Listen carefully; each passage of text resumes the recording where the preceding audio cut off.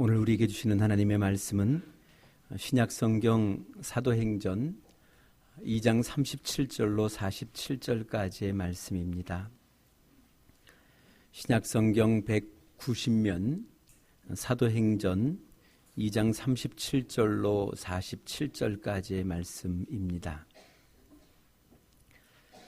이 말씀을 봉독할 때 살아계신 하나님의 은혜를 누리시기를 바랍니다. 그들이 이 말을 듣고 마음에 찔려 베드로와 다른 사도들에게 물어 이르되 형제들아 우리가 어찌할꼬 하거늘 베드로가 이르되 너희가 회개하여 각각 예수 그리스도의 이름으로 세례를 받고 죄사함을 받으라. 그리하면 성령의 선물을 받으리니 이 약속은 너희와 너희 자녀와 모든 먼 데 사람 곧 주 우리 하나님이 얼마든지 부르시는 자들에게 하신 것이라 하고 또 여러 말로 확증하며 권하여 이르되 너희가 이 패역한 세대에서 구원을 받으라 하니 그 말을 받은 사람들은 세례를 받음에 이날에 신도의 수가 3,000이나 더하더라. 그들이 사도의 가르침을 받아 서로 교제하고 떡을 떼며 오로지 기도하기를 힘쓰니라.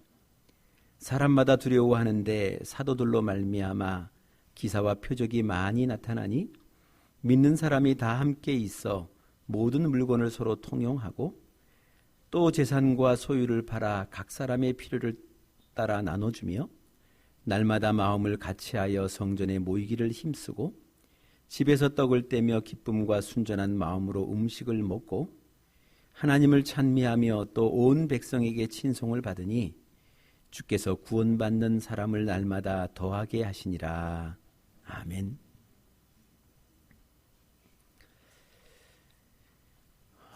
목사로서 가장 큰 고민은 어떤 것이 하나님이 원하시는 교회인가, 어떻게 해야만 하나님이 기뻐하시는 교회가 되어질 수 있는가에 대한 깊은 고민을 가지고 사는 사람이 목사입니다. 저 같은 사람은 특별히 저희 집안에 목사님이 계신 것도 아니고 또 장로님이 계신 것도 아니어서 교회를 가까이 오랜 동안 깊이 살펴볼 수 있는 그런 기회를 못 가진 저에게 참된 교회의 모습이 어떤 것인지 그것을 깨닫는다는 것은 쉽지를 않았습니다. 그래 조금은 더 공부해 보려고 했던 것도 교회가 무엇인지 어떤 교회를 하나님이 원하시는 것인지에 대한 생각 또 그 고민이 공부를 통하여 반영이 되었습니다만 사실상 그런 공부들을 통하여서 참된 하나님의 교회가 어떤 것인지를 깨닫게 되는 데는 쉽지는 않았습니다. 그럼에도 불구하고 마음의 소원을 갖고 또 계속 기도하고 또 하나님 앞에 기도한다면 하나님께서 주시는 답들이 있는 것은 사실인 것 같습니다. 그러한 마음으로 하나님이 주시는 이 성경의 말씀을 계속 읽어 나가니까 하나님께서는 이미 오래전부터 그러니까 구약의 말씀에부터 첫 약속의 말씀에부터 이 교회란 어떠해야 하고 교회는 어떤 역할을 감당할 때 그 교회를 나는 기뻐할 것이다 라는 그런 말씀들이 곳곳에 아주 여러 곳에 있다는 것을 발견을 하게 됩니다. 소위 이게 어찌 보면 이 교회에 대한 예표를 우리에게 미리 보여준 대목들이 이 구약 성경에는 여러 곳이 있습니다. 이런 말씀들을 크게 생각해 보면 4가지 정도를 우리가 바라볼 수 있는데 첫 번째는 노아의 방주입니다. 그러니까 모든 사람이 죄를 지어서 다 하나님의 심판을 받고 멸망할 수밖에 없을 그때에 그럼에도 불구하고 구원하시고자 하시는 저들을 좀 구출하시고자 하시는 하나님의 의지, 하나님의 소망이 담겨 이 방주라는 것들이 건조되어지게 됩니다. 사실 이 방주의 사건을 보면 이 방주를 만드는 기간에 대해서도 어떤 이는 성경을 그대로 보면서 120년이다라고 말씀하시는 분도 있고 또 여러 가지 연구를 통해서 그것이 60년, 70년 미만이다 이렇게 말씀하시는 분도 있습니다만 120년이 되었건 60년이 되었건 한 배를 건조하는데 그만한 시간이 소요됐다.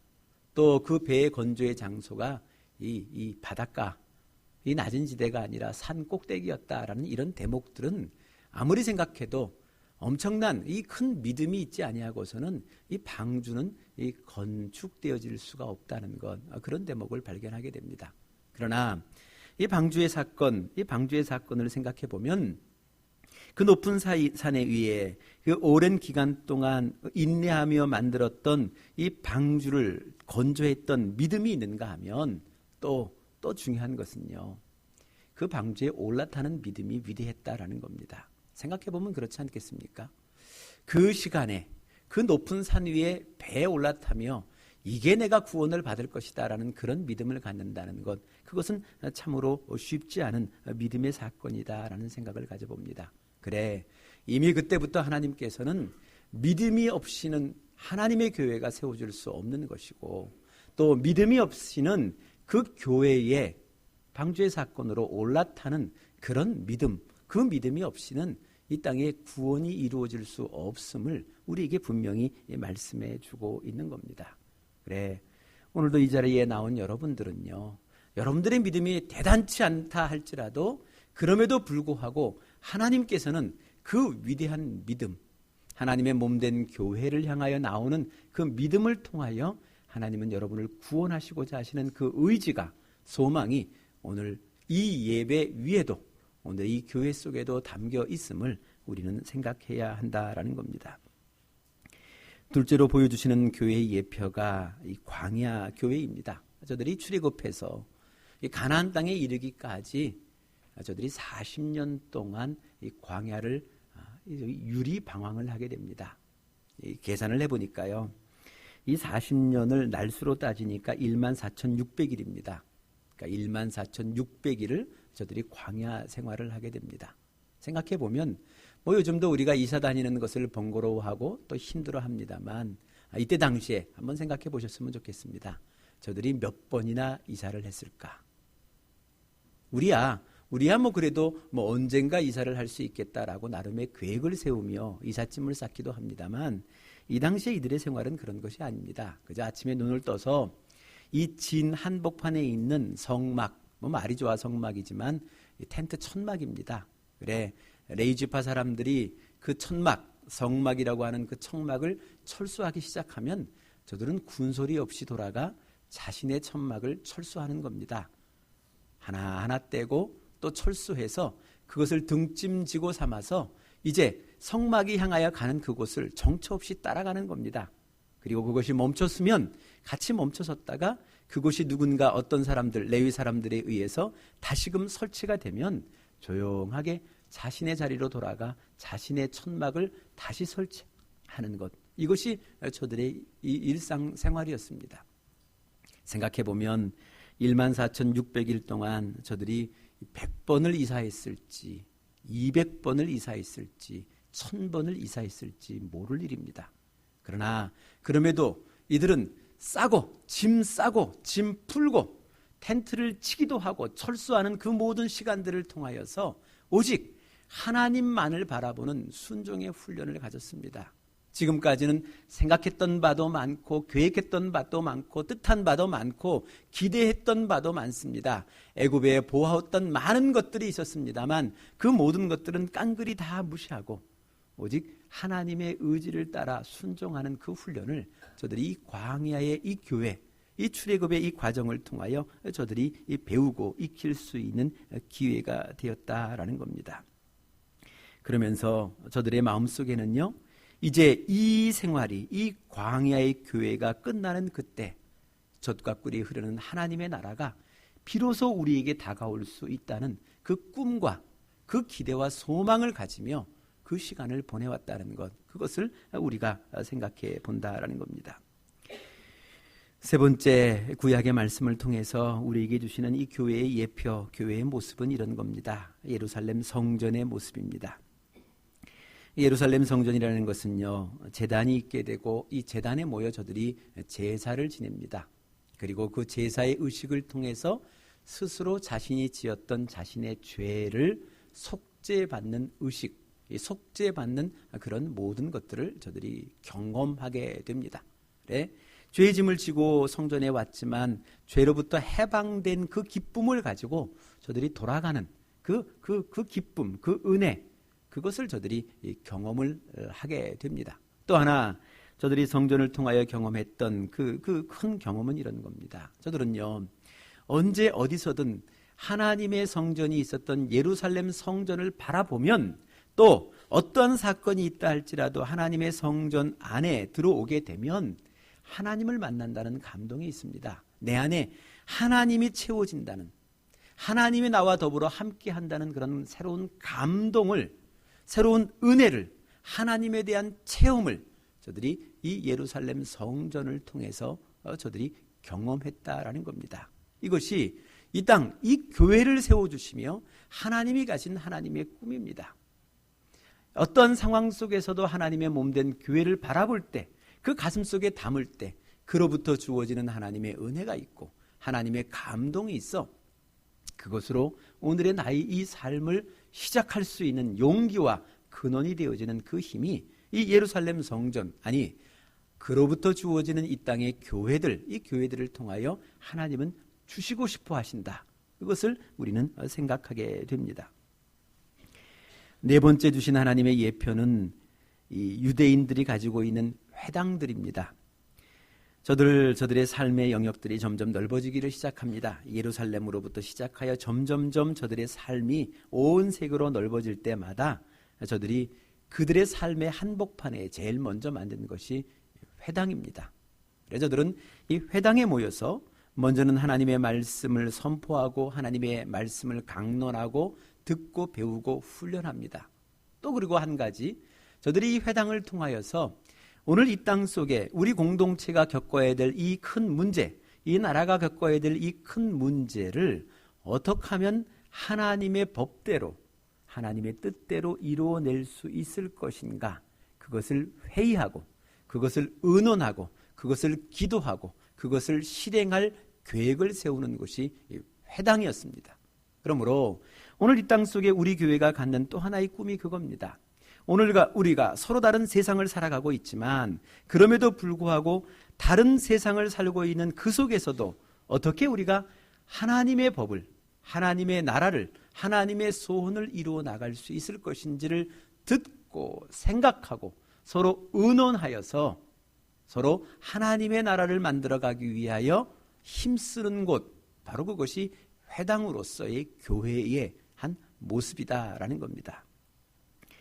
이렇듯 네 가지의 교회의 예표, 이 구약의 예표, 이 말씀들을 우리가 종합하면서 이제 2000년 전에 이 땅에 예수 그리스도의 이름으로 첫 번째 세워진 교회가 예루살렘 교회입니다.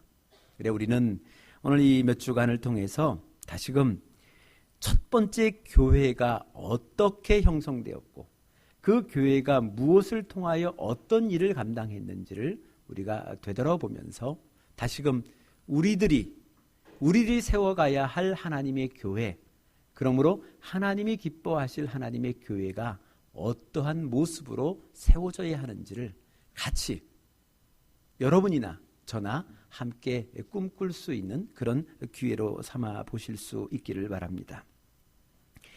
오늘 본문의 말씀은 이런 내용입니다. 예수께서 선물로 주시고자 하시는 이 성령이 오순절날 이 마가의 다락방에서 모여서 기도하던 중에 저들이 그 강림을 경험하게 됩니다. 그리고 저들이 각자의 처소에 나가 주의 말씀, 주의 복음을 전하기 시작하게 되는데 그 중에 이 사도행전 2장 이 후반절에 나온 이 말씀은 그 중에 사도 베드로가 예루살렘 성 안에 있는 이 뭇 성도들, 뭇 회중들을 향해서 전하였던 이 복음의 메시지가 오늘 이 속에 기록이 되어져 있습니다. 그리고 오늘 여러분들과 읽었던 이 말씀은 이 백성들이 베드로의 설교를 듣고 어떻게 반응했는지를 우리에게 분명히 보여주고 있는 그런 곳입니다. 오늘 본문의 말씀을 묵상하면서 저는 이런 생각을 가져보았습니다. 평생 하나님이 저를 목회자로 삼아주신다면 설교하는 자리에 서게 될 때 나는 어떤 설교자로 서야 하는가? 나는 어떤 마음으로 설교를 전해야 되는가? 또 여러분들은 평생 하나님의 사람으로서 그리스도인으로서 이 세상을 살아가며 끊임없이 수없이 하나님의 말씀을 들을 때마다 어떤 마음으로 어떤 자세로 하나님의 말씀을 받고 들어야 하는지, 그 모습을 오늘 이 최초의, 이 처음의 교회가 우리에게 보여주고 있습니다. 그 대목은 아주 간단합니다. 베드로는 찔렀고 듣는 회중은 찔림을 받았습니다. 베드로는 저들의 가슴을, 저들의 삶을 깊숙이 찔렀습니다. 그리고 이 회중들은요, 자신의 삶 속에 깊이 찔림을 받습니다. 이 회중들이 고백하는 것이 이겁니다. 그러면 우리는 어떻게 해야 되겠습니까? 우리는 어떻게 살아야 하는 겁니까? 우리가 지금의 인생을 잘못 살았다면, 우리가 잘못 간 곳을 가고 있다면 우리가 어떻게 해야만 우리의 인생을 바른 자리로 돌려설 수 있겠습니까?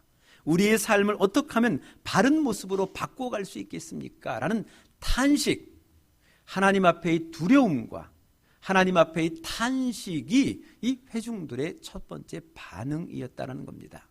그래, 설교를 전하고 있는 제 편에서는 여러분을 찌르는 것이 설교의 한 부분이어야 된다라는 겁니다. 신대원 시절 저를 가르치신 설교학 교수님께서 설교자로서 저희에게 전해준 아주 중요한 메시지 하나가 있습니다. 성언, 운반, 일념 6개의 한문을 통해서 우리에게 말씀을 해주셨는데, 사실 제 개인적으로는 이분을 별로 이렇게 존경하지 않습니다. 그리고 별로 이렇게 다시는 만나고 싶지 않은 그런 분 중에 하나입니다. 목사가 다 사랑해야지 그렇지 싶은데, 목사도 이렇게 보고 싶지 않은 사람이 있고요. 힘든 사람이 좀 있습니다. 그런 분 중에 한 분인데, 그러나 이분이 가르침 가운데 다른 건 다 잊어버렸고요. 그러나 이 한마디는 제가 기억합니다. 그리고 평생에 이 한마디는 제가 갖고 살고 싶습니다. 성언, 운반, 일념.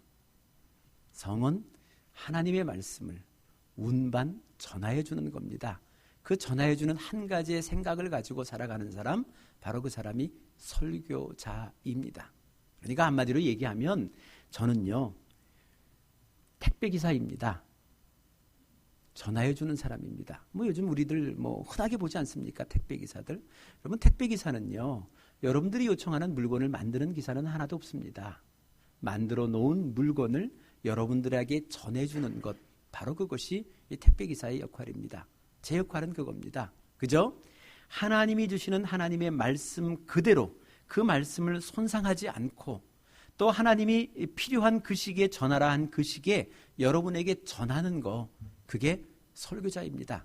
평생 제가 가져야 될 제 생각입니다. 제가 무언가를 만들고 그것을 손상시키고 그것을 상하게 만드는 것이 아니라 있는 그대로를 여러분들에게 전하여 주는 것, 바로 그것이 이 설교자, 저의 역할이다라는 겁니다. 그런 의미에서 요즘 이 목회자들, 저와 같은 사람들에게는 이 고민이 있습니다. 뭐냐 하면, 소위 그래도 이 세상에 좀 부흥하는 교회, 제가 여기 소위라는 단어를 쓰는 이유는 앞으로 여러 분야로 설명을 드리겠습니다만, 그저 세상이 얘기하고 있는 사람들이 많이 모인다는 이 교회들의 설교들을 가만히 들어보면 찌르는 말씀이 별로 없습니다. 찌르는 말씀이 별로 존재하지 않는다는 겁니다. 생각해보면 이유는 알겠습니다. 찌르면 불편해하니까. 그렇잖아요. 찔림을 받으면 불편해하니까. 불편하면 거기 있어야 될 필요가 없어요. 안 오고 다른 교회 가면 됩니다. 내가 듣고 싶은 말씀이 있고 나는 받고 싶은 말씀이 있어서 그것을 주고 그것을 전해주는 곳, 그런 곳을 찾아 얼마든지 나갈 수 있는 것, 바로 그것이 여러분들의 선택의 권한입니다. 그래, 이제 수년이 되었습니다만 미국에서 이 단위교회로 제일 큰 교회가 레이크우드 교회라고 얘기를 하는데, 그 담임 목사님인 조엘 오스틴 목사님이 한때 이단이 아닌가라는 그런 시비에 이 구설수에 휘말리기도 했습니다. 소위 이 긍정의 힘이라는 이 하나의 이 메시지, 이 단순한 이 메시지를 가지고 이 사람들에게 감동을 주어 사람들을 모았지만 그것이 건강한 하나님의 말씀은 아니더라. 그런 것에 대한 여러 가지 비난과 비판이 있어 왔다는 겁니다. 여러분, 이 복음이라는 것은요, 두 가지 측면이 있어야 복음입니다.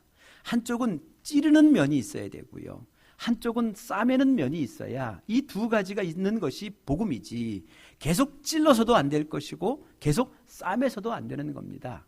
때로는 하나님께서는요, 우리의 삶 속에 우리의 상처 덮어두고 잊고 싶고, 그래 저 멀리 하고 싶었던 그 상처에 깊숙이 찌르기도 한다는 겁니다.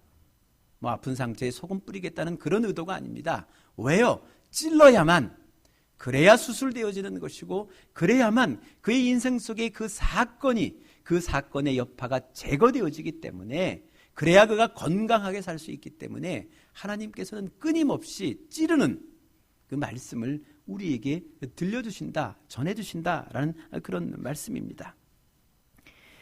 그럼에도 불구하고 이 복음의 양면적인 이 찌르는 것과 싸매는 것에 대해서 이 설교자로서, 저도 한 설교자로서 늘 고민을 하게 됩니다.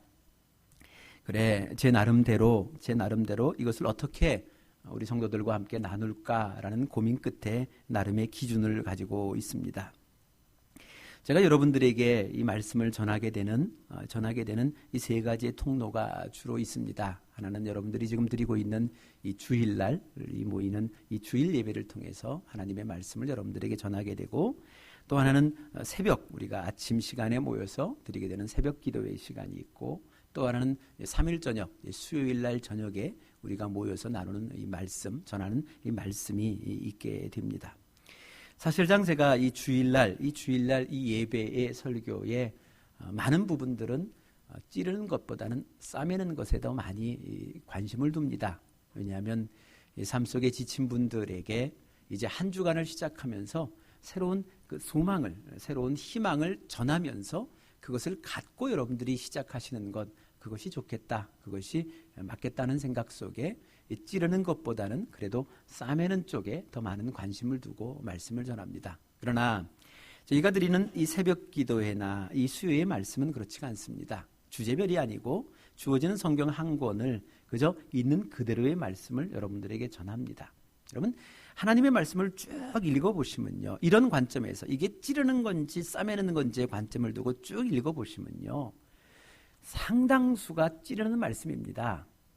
우리는 싸매는 말씀을 기대하고 소망하며 하나님의 말씀을 듣고 보고자 합니다만, 정말 하나님이 우리에게 주시는 하나님의 말씀은 싸매는 것보다 찌르는 것이 훨씬 더 많다는 겁니다.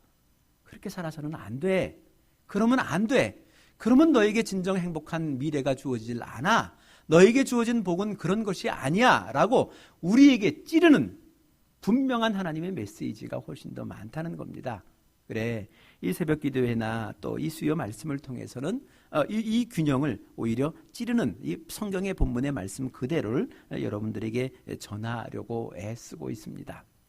그래, 여러분들 조금 더 나의 신앙이 주님 앞에 좀 올바러지기를 원하신다면 하나님의 말씀 속에 좀 가까이 계셨으면 좋겠습니다. 물론 여러분같이 매스컴이 발달된 이 시대에 인터넷에 들어가던 뭐를 듣던 TV를 보던 하나님의 말씀이 넘쳐나는 시대입니다만, 여러분 언젠가 그런 부탁을 드렸습니다만, 어떤 일을 하시면서 기독교 방송을 틀어놓고 설교 말씀을 듣지는 않았으면 좋겠습니다.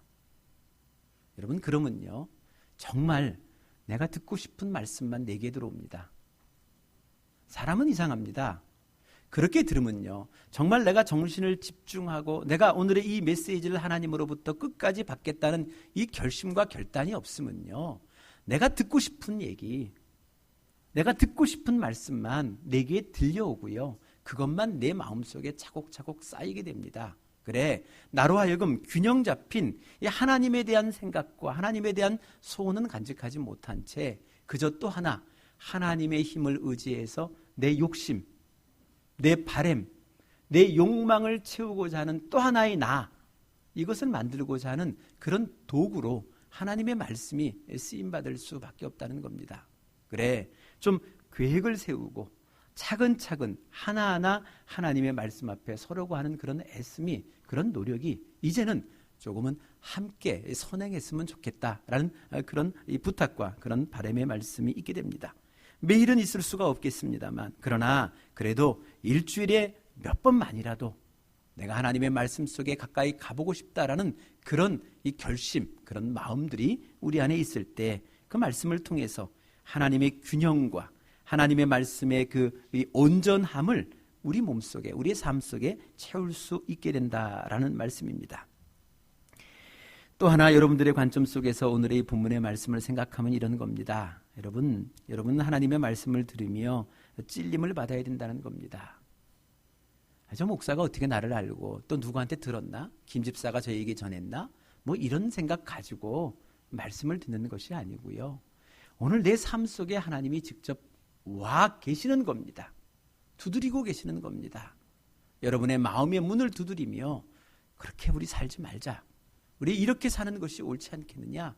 이 길로 가는 것이 너를 위해 좋은 길인데 왜 그러냐? 라는 하나님의 말씀 앞에 찔림을 받고 그 말씀 앞에 돌아와 회심하는 것, 바로 그것이 필요하다는 겁니다. 그래, 오늘 여기에 주어진 말씀이 바로 그 말씀입니다. 저들이 이 찔리는 설교를 듣고 저들의 즉각적인 반응은 회개입니다. 돌아선다는 겁니다.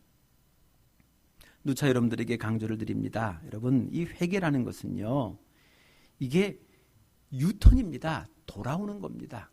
그저 하나님 앞에 내가 죄를 잘못했습니다. 내가 하나님 이런 죄를 졌고 이런 죄를 잘못했습니다. 나를 좀 용서해 주십시오. 용서받고 돌아오는 그런 행위가 아니고, 적어도 모름지기 하나님이 기대하시고 소망하시는 회개는 유턴입니다.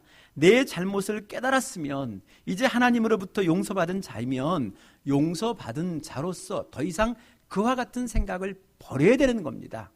그와 같은 생각에서 돌아와야 되는 겁니다. 그와 같은 말에서 돌아와야 되는 겁니다. 그와 같은 행동에서 돌아오는 것, 이것이 온전한 회개라는 겁니다. 지금까지 내가 악인의 꾀를 따르는 길이 있었다면 멈추고 하나님의 사람으로 생각으로 돌아와야 된다는 겁니다. 죄인의 길에 서 있었다면 이제는 그 죄인의 길에 뻘떡 일어나서 의인의 길로 용기 있게 나아가는 것, 그것이 회개라는 겁니다. 오만한 자리에 내가 털포덕 주저앉아 있었다면 뻘떡 일어나서 이제는 겸손한 자의 생각을 가지고 겸손한 자의 행동을 향하여 나오는 것, 그것이 회개입니다. 이 회개가 하나님의 말씀을 통하여 이루어진다는 것, 그것을 우리는 생각을 해야 하는 겁니다. 그래 저들에게 즉각적인 행동이 세례를 받는 것으로 드러나게 됩니다. 올해도 저희들이 4월 16일 이 부활절을 맞이하여 이 세례 예식을 우리가 갖게 됩니다만, 저는 사실을 여러분들이 다 오늘도 우리 교육자들과 이야기를 나눴습니다만, 여러분들이 세례를 받으셨는지 안 받으셨는지 잘 모릅니다. 등록할 때도 저와 같이 이 교제를 나눌 때도 세례의 유무를 묻지 않습니다. 저는 사실 여러분들의 과거에 별로 관심이 없습니다. 제가 관심 갖고 기도하는 바는 지금부터입니다. 그리고 앞으로 펼쳐질 우리들의 미래가 관심이 있지, 그저 여러분들이 과거에 어떤 모습으로 어떻게 살았는지 그건 별로 관심 없습니다. 그래 여러분들에게 세례를 받았느냐 안 받았느냐 이런 호구조사를 잘 하지 않습니다. 그러다 보니 잘 모릅니다. 그러나 이 시간 여러분, 한 번쯤 하나님의 말씀이 내 마음속에 씨앗으로 떨어져 내 마음속에 무언가 돌이켜 하나님의 사람으로 살고 싶다는 그 말씀, 이 마음에 결심이 서면 이제는 즉각적인 세례로 임하시는 것이 좋습니다. 여러분, 세례라는 것은요, 한마디로 얘기하면 그겁니다. 내가 새 사람이 되겠다는 그 결심, 그 결단을 내가 내 속에 꽁꽁 갖겠다는 그런 것이 아니라 이제는 하나님 앞에 나와 함께하는 우리 공동체의 회중 앞에 드러내 보여주는 겁니다. 나는 이제 이러한 새 사람으로 살고 싶습니다 라는 그것을 보여주는 것, 그것이 세례의 예식이다라는 겁니다. 여러분들 혹 세례를 아직 못 받고 있는 분들, 그런 결심이 아직 안 서신 분들에게는 한 번 더 마음의 기회를 가지셨으면 좋겠다라는 바람이고요. 또 이참에 여러분들과 같이 말씀을 나누면서 나는 이미 오래전에 세례를 받았다면 내가 받은 이 세례의 의미가 무엇인지를 다시 좀 리마인드 해볼 수 있는 그런 시간으로 오늘 이 시간을 좀 삼아 보셨으면 좋겠습니다. 그래서 제가 세례를 받으려고 하시는 분들에게 마지막 문답을 하면서 저들에게 다시금 이 세례의 의미를 설명하면서 이 세례를 보통 4가지로 제가 설명해 드리게 됩니다. 먼저는 이 세례라는 것, 내가 세례를 받는 날은 내 장례식이다 내 장례, 내 초상 치른 날이다. 그것으로 기억하라라고 말씀드립니다. 이런 겁니다. 예수 밖에 있었던 나는 죽는 겁니다. 예수 밖에 있었던 내 생각도 죽고 내 말도 죽고 내 행동도 죽는 것, 이 죽음을 목격하고 죽음을 체험하는 순간이 이 세례받는 날입니다. 저희는 어쩌다 보니 침례탕을 둘 수도 없어서 침례를 못 베풀고 있습니다만, 여러분, 이 세례의 원래의 원형, 이건 물이 흔한 곳 요단강가 같은 경우는 늘 침례를 치렀습니다만, 이 침례라는 것은 한마디로 얘기하면 물속에 잠기는 겁니다. 여러분, 이 물고기는 물 밖에 살 수 없는 것처럼 사람은 물속에서 살 길이 없습니다. 죽는다는 겁니다. 그래, 이 침례를 경험하신 분들, 간혹 우리 성도님들 가운데 예전에 침례를 받으신 분들의 이야기를 들어보면 그 감동을 기억합니다. 죽었다는 겁니다. 갑작스럽게 그 물속에서의 두려움이 엄습했다. 짧은 시간입니다만 그거를 경험했다라고 말씀을 드립니다. 여러분, 세리라는 것은요, 이 죽음을 경험하는 겁니다. 단절을 경험하는 겁니다. 끝을 경험하는 것. 예수 밖에 있었던 내 생각과 내 말과 행동을 끊는 것, 단절하는 것, 죽음이라는 것, 바로 그것을 경험하는 것이 이 세례의 의미가 되어지는 것이고요. 두 번째는 영적으로 새로운 생일날이 되어지는 겁니다. 죽었으면 이제는 하나님 안에 새로운 기회를 얻어서 하나님 안에서, 예수 그리스도 안에서 내가 새롭게 태어난다. 내 생일이 되어진다라는 거죠. 제가 세례교육을 할 때 마지막에 이제 그분들에게 부탁을 드립니다. 세례 받는 날 혼자 오지 말고, 덜렁덜렁 오지 말고 가족들 초대하고 친구들 초대하라. 그리고 그분들에게 꼭 전하라고. 우리 교회 목사님이 너 나 세례 본 날 올 때 빈손으로 오지 말고 선물 준비해서 오라 그랬다고. 빈손으로 오지 말라고. 왜요? 내 생일이니까. 여러분 한번 생각해 보셨으면 좋겠습니다. 내 육체, 이거 흙으로 돌아갈 육체입니다. 이 육체가 세상에 태어난 날 그거 기념하면서 매년 꼬박꼬박 그래도 케이크 하나 놓고 촉 키면서 축하하고 축복하며 노래 불러주는데, 그런 인사받고 선물 받는데, 적어도 내가 이제부터 영생입니다. 영원한 생명을 출발하는 그날, 영원한 생명으로 새롭게 탄생한 그날, 그 생일날을 그저 아무 의미 없이, 무의미 없이 보낸다는 것, 그것은 온전치 못하다는 겁니다. 그래 여러분, 육신의 이 육체의 생일을 챙기는 것 좋습니다. 괜찮습니다. 그러나 그럼에도 불구하고 여러분들의 여러분들의 새로운 생명의 새로운 재탄생, 중생의 그날, 이 세례받은 그날을 잊어버리고 산다는 거, 그것은 온전치 못하다는 겁니다. 그래, 그것을 기념하고 그것을 기억하는 것, 그것이 우리에게는 필요하다라는 겁니다. 세 번째는요, 이 세례라는 것은 목욕탕 가는 날입니다. 요즘이야 찜질방 문화가 워낙 잘 발달돼서 이 찜질방 목욕하러 가는 게 아니라 놀러 가시는 분들도 계십니다만 별일이 다 있다 그러더라고요. 요즘은요. 아무튼 이런 일들이 있습니다만, 우리가 그래도 전통적으로 목욕탕 간다 생각하면 내가 씻을 만한 더러움이 있다는 것을 인정해서 가는 겁니다. 그렇잖아요.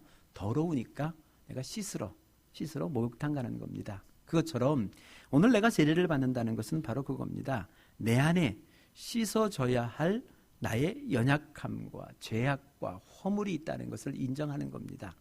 그래, 이제 하나님의 은혜를 통해 우리가 간단한 예식, 그것을 다른 물의 의미로 성수라는 의미를 쓰기도 합니다만, 하나님이 주시는 하나의 시간, 이 기회를 통해서 내 그간의 연약함과 또 허물과 죄악을 깨끗이 씻어버리겠다라는 그런 마음으로 오는 것, 바로 그것이 이 세례의 또 하나의 의미가 되어진다는 겁니다.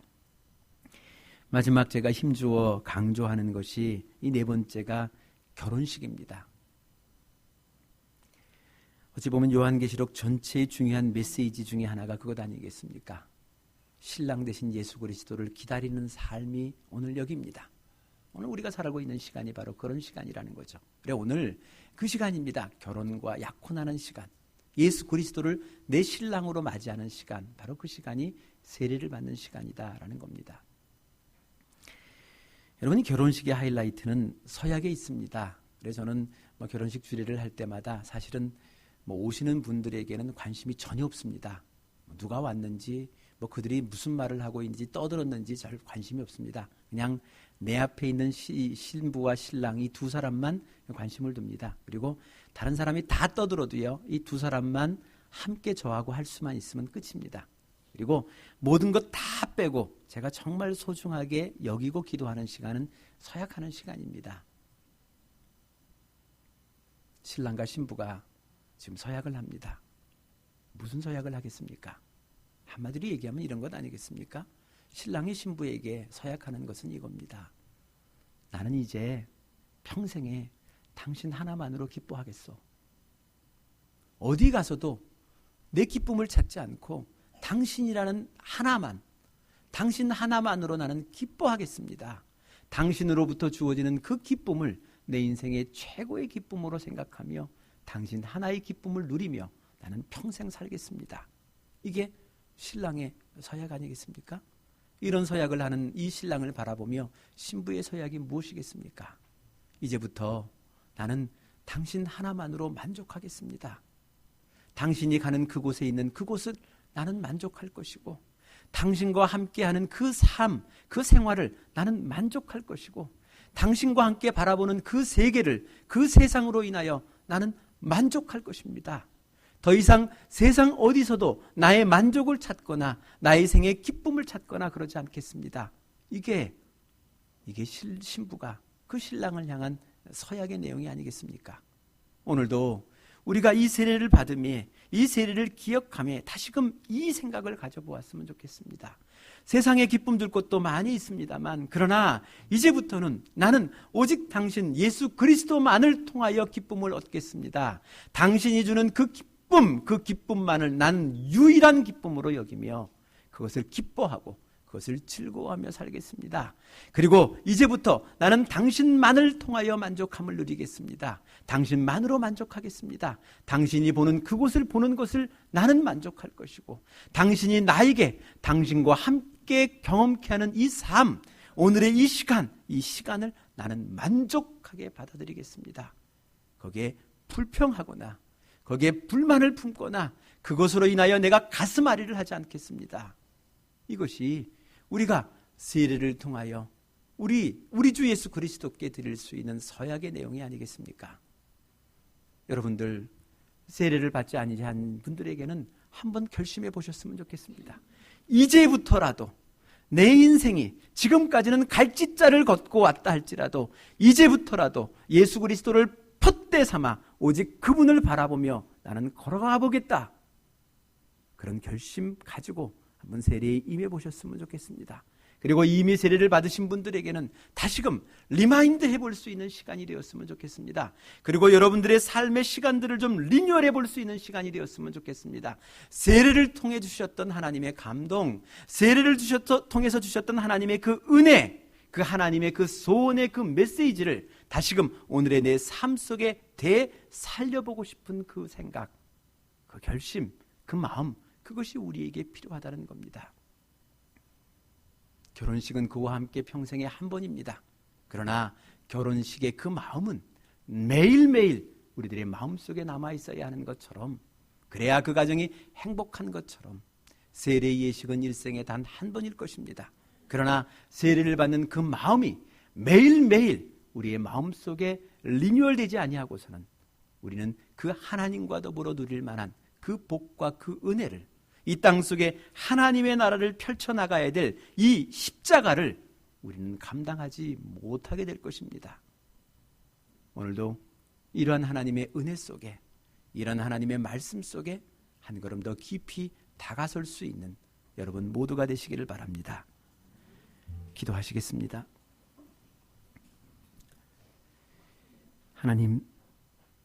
하나님이 뜻한 바가 있어 이 땅에 세워주셨고, 또 하나님이 계획하신 바가 있어서 이 땅에 이 교회들을 통하여 오늘 이마만큼 우리를 이끌어 주심에 감사드립니다.